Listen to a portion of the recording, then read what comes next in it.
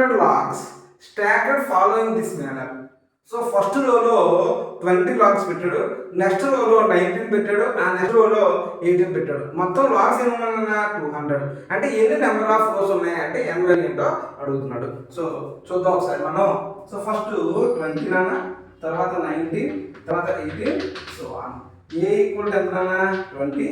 t equal to 19 minus 20 అంటే -1 and sn equal to 200 and n equal to ఎంత అని అంటున్నాడు. sn ఫార్ములా ఏంట్రా?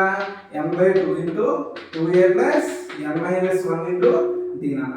So 200 equal to n/2 into 2 into 20 plus n minus 1 into -1 నాన్న.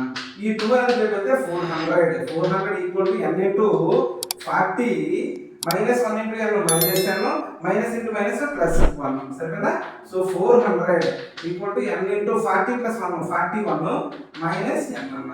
So 400 equal to 41 n minus n into n square అన్న. దీని ఇటువైపు తీసుకుంటాం.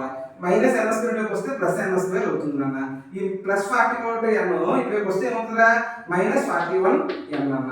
సో ప్లస్ 400 ఈక్వల్ టు 0 అన్న. ఇది మళ్ళీ ఫ్యాక్టరైజ్ చేయాలి. ఫ్యాక్టరైజ్ చేయాలంటే సో 400 ఇంటూ 5 ఇంటూ 18 అన్న, అలాగే 5 ఇంటూ 16 అన్న, 25 సరిపోతుంది కదా. సో 25 ఇంటూ 16 అవుతుంది అన్న. సో ఈ రెండింటిని నేను ప్రొడక్ట్ చేస్తే 400 వస్తుంది.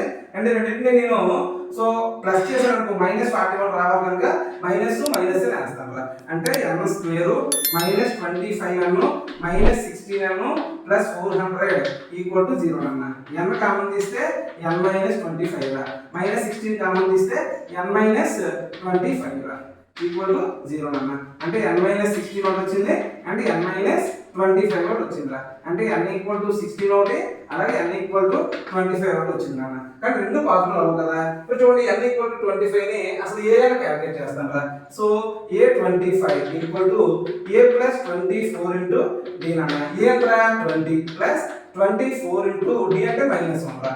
అంటే 20 మైనస్ 24 రా, అంటే -4 రా. అంటే a25 అంటే 25th రోలో ఒక నెంబర్ ఆఫ్ లాగ్స్ ఎన్ని ఉన్నాయంటే -4. అసలు -4 లాగ్స్ ఎక్కడ ఉంటాయా? ఉండవు కదా. సో అందుకే మనకి ఇక్కడ n వాల్యూ ఏంటంటే n వాల్యూ 16 మాత్రమే తీసుకోవాలి, 25ని తీసుకోకూడదు అన్నమాట. ఓకేనా?